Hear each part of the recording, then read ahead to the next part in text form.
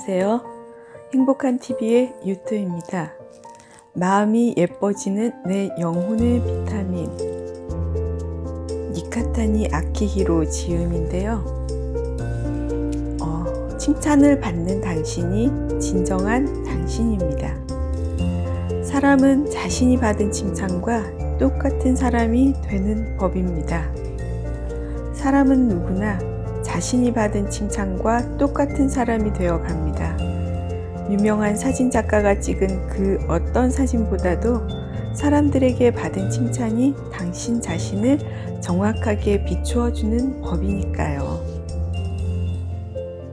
커피숍에서 주문하는 말투를 보면 그 사람의 인생관이나 삶의 방식을 알 수 있답니다.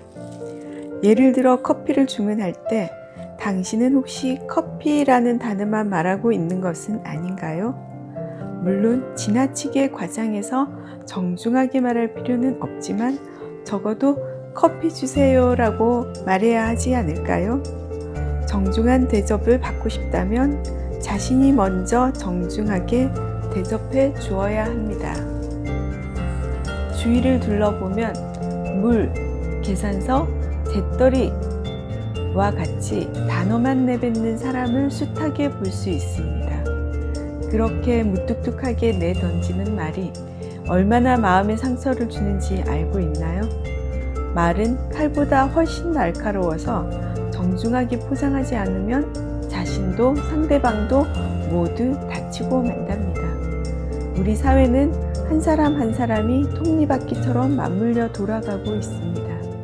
당신이 누군가에게 상처를 입힌다면 그 상처는 다시 당신에게 돌아온다는 것을 잊어서는 안 됩니다.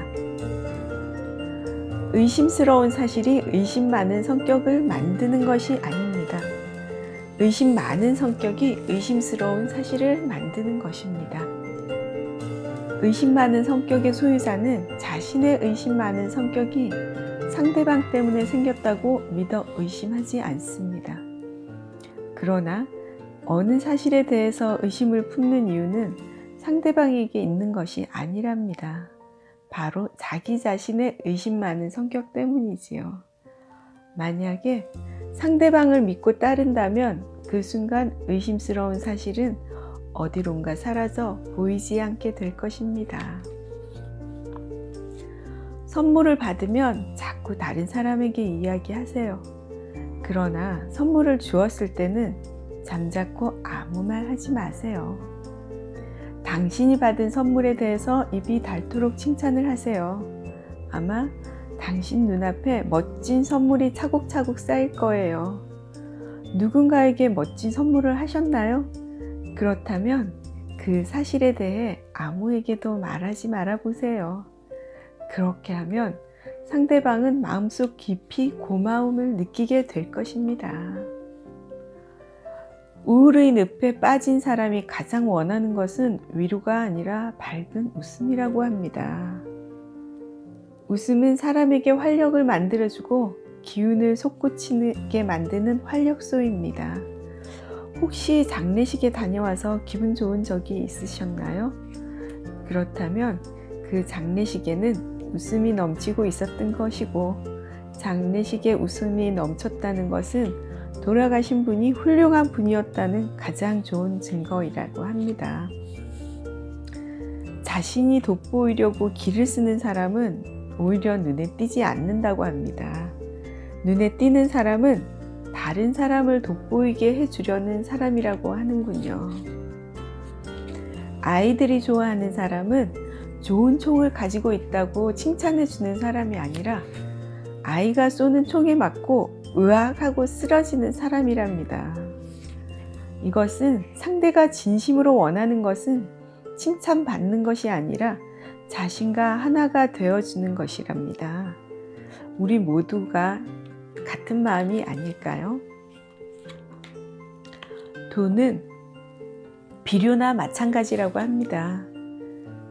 이 세상에 비료를 집안에 쌓아두고 사는 사람은 아무도 없습니다. 비료는 밭에 뿌려야지만 비로소 제 역할을 하기 때문이지요. 돈도 마찬가지입니다. 돈을 모으기만 해서는 아무런 역할도 쓸모도 없다고 합니다. 밭에 뿌렸을 때 비로소 자기 역할을 다 하게 되는데 무언가를 배우거나 여행을 하거나 물건을 사거나 맛있는 음식을 먹고 때로는 주위 사람들에게 한턱을 내거나 누군가에게 선물을 하거나 이렇게 했을 때에만 돈이라는 물건이 아름다운 꽃을 피우게 되는 것이라고 합니다. 좋은 친구를 찾기보다 좋은 친구가 되어 주십시오. 도와줄 사람을 찾기보다는 도와주는 사람이 되어 주십시오. 좋은 친구를 얻고 싶다면 좋은 친구를 구하기 전에 우선 당신이 좋은 친구가 되어 주세요. 좋은 상사를 얻고 싶다면 좋은 상사를 찾기 전에 우선 당신이 좋은 부하 직원이 되어 주세요. 멋진 연인을 얻고 싶다면 멋진 연인을 찾기 전에 우선 당신이 멋진 연인이 되어 주십시오. 받는 즐거움보다 주는 즐거움을 깨닫는다면 당신의 인생은 풍요로움의 물결로 가득 차게 될 것입니다. 회사를 그만두는 사람은 대부분 일이 힘들어서 그만두는 게 아닙니다. 상사나 부하 직원, 동료와의 인간관계 때문에 그만두는 것입니다. 학교에 가지 않으려는 아이는 공부를 하기 싫어서 그러는 것이 아니랍니다. 친구나 선생님, 부모님과의 엇갈린 인간관계 때문입니다. 자기 파산을 하는 사람들은 대부분 돈을 함부로 썼기 때문이 아닙니다. 부부나 가족과의 잘못된 인간관계가 그를 망쳤기 때문입니다.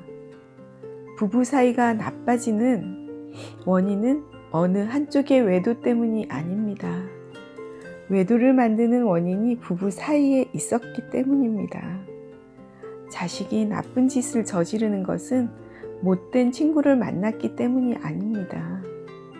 부자 간의 대화가 없거나 원만하지 못한 부부 사이가 자식에게 나쁜 짓을 하도록 원인을 제공했기 때문입니다. 병에 걸리는 것은 음식을 잘못 먹었기 때문이 아닙니다. 인간관계에서 오는 마음의 병이 몸의 병을 일으켰기 때문입니다. 병에 걸리는 것이 인간관계 때문이라면 병을 치유하는 것도 인간관계밖에 없습니다. 모든 고민이나 고뇌의 뿌리는 사람에게 있는 것이 아닙니다. 사람과 사람 사이에 있는 것입니다. 이 세상에서 가장 중요한 것은 사람과 사람 사이에 있습니다. 그것이 바로 인간관계인 것입니다. 모든 고민의 원인은 사람이 아니라 사람과 사람 사이에 있다. 사람을 병들게 만드는 것도 사람을 치유하는 것도 모두 사람과 사람 사이에 있는 것이다. 책을 제자리에 돌려놓는 것을 보면 그 사람의 지성을 알 수 있습니다. 책에는 지성의 신이 살고 있다고 생각하고 정중히 돌려놓으세요.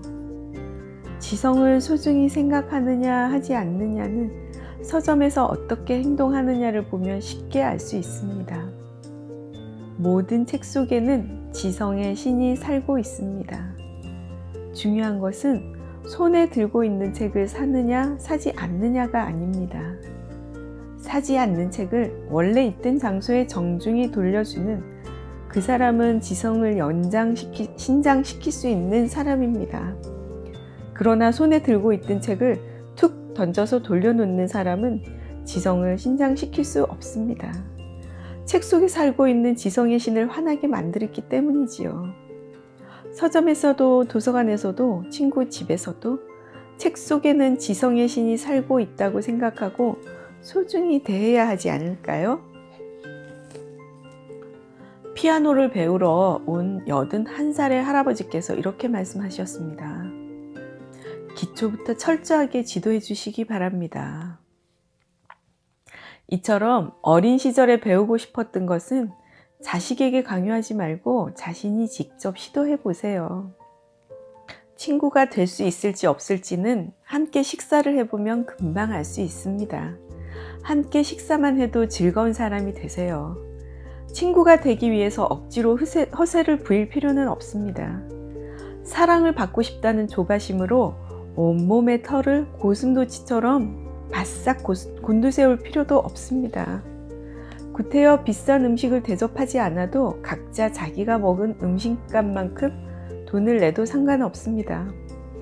일부러 지적인 대화를 공부하거나 많은 화제거리를 준비하지 않아도 괜찮습니다. 지금 무엇이 유행하고 있는지 잡지를 들여다보며 열심히 조사하지 않아도 상관없습니다.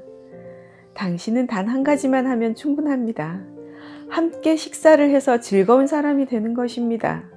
당신은 당신 자신과 함께 식사를 할 때 아무 말 하지 않아도 충분히 즐거운 사람인가요?